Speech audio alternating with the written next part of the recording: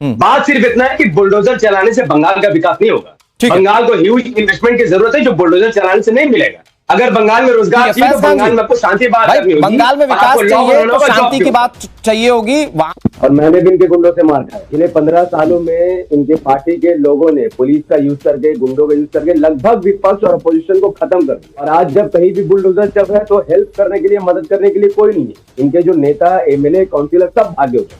हफीज भाई आपके पास आता हूं।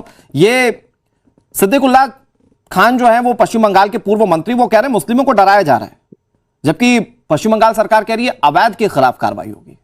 अवैध के खिलाफ कार्रवाई होगी तो मुस्लिम क्यों डरेंगे भाई? अनुराग जी देखिए, बात बहुत सिंपल है। सरकार को पश्चिम बंगाल में इसलिए बदला गया क्योंकि लोग तृणमूल कांग्रेस के गुंडों से बहुत परेशान थे। मैं भी पश्चिम बंगाल में रहता हूँ और मैंने भी इनके गुंडों से मार खाया। पिछले 15 सालों में इनके पार्टी के लोगों ने पुलिस का यूज करके, गुंडों का यूज करके लगभग विपक्ष और अपोजिशन को खत्म कर दिया। और आज जब कहीं भी बुलडोजर चल रहा है तो हेल्प करने के लिए, मदद करने के लिए कोई नहीं है। इनके जो नेता, एमएलए, काउंसिलर सब भागे हुए। तो ये जो अवैध निर्माण में अगर लोग फंसे हुए हैं तो फंसाया किसने? इन्हीं के लोगों ने फंसाया। अब मैं सरकार से सिर्फ पश्चिम बंगाल में अगर अवैध में लोग फंसे हुए हैं तो इसमें बीजेपी ने कैसे फंसाया? वो तो टीएमसी की सरकार थी। सर मैं टीएमसी के ऊपर निशाना साधा हूँ, टीएमसी नहीं फंसाया। अच्छा, ठीक है। अवैध बनाकर इन लोगों ने फंसा दिया।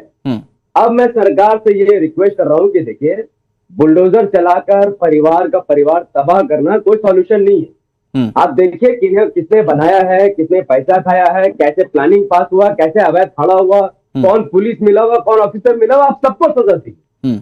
आप तो नफीस भाई का तर्क ये है, नफीस भाई का तर्क ये है कि अगर किसी ने सड़क के ऊपर घर बना लिया तो बनाने वाले पर कार्रवाई हो। घर नहीं है सर, नहीं, बनाने वाले पर कार्रवाई हो, घर वैसा का वैसे रहने दिया जाए क्योंकि उसमें लोग नहीं, ये तर्क क्या? मैं ऐसा नहीं बोल रहा हूँ सर, नहीं मैं ऐसा नहीं बोल रहा हूँ। देखिए, कोई भी घर, सुप्रीम कोर्ट का तो साफ आदेश है, अगर कोई घर सड़क के ऊपर हो, कोई घर अगर नदी किनारे हो और रेलवे ट्रैक पर हो तो बिना नोटिस किए आप उसको तोड़ सकते। लेकिन जो घर यानी जमीन के सब कुछ सही है, पेपर में कुछ दिक्कत है या फिर प्लानिंग पास करने में कोई दिक्कत है, ऐसा कंडीशन में कोई घर है तो सुप्रीम कोर्ट का गाइडलाइन से आप 15 दिन पहले नोटिस दीजिए और लोगों को खोलने का मौका दीजिए कि ये घर बना कैसे, किसने उनको पता है।